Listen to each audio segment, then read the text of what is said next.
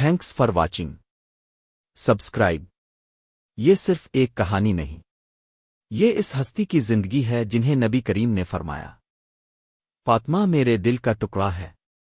حضرت فاطمہ نبی کی سب سے پیاری بیٹی. ان کی زندگی سادگی، صبر اور ایمان کی ایک عظیم مثال ہے. آج ہم ان کی مکمل زندگی جانیں گے.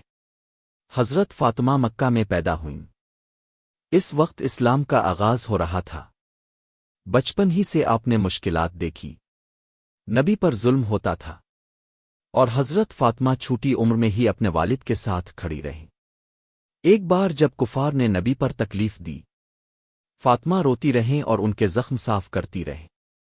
جب حضرت فاطمہ آتیں، نبی کھڑے ہو جاتے، ان کا ہاتھ پکڑتے اور اپنی جگہ پر بٹھاتے. آپ نے فرمایا، فاطمہ میرے دل کا حصہ ہے. یہ محبت عام محبت نہیں تھی، یہ ایک رحمت، شفقت اور احترام کی مثال تھی. حضرت فاطمہ کی شادی حضرت علی سے ہوئی، لیکن زندگی بہت سادہ تھی. گھر میں اکثر کھانا نہیں ہوتا تھا. وہ خود چکی پست اور ہاتھوں پر نشان پڑ جاتے تھے. ایک دن انہوں نے نبی سے مدد مانگی تو آپ نے فرمایا، فاطمہ صبر کرو، آخرت بہتر ہے.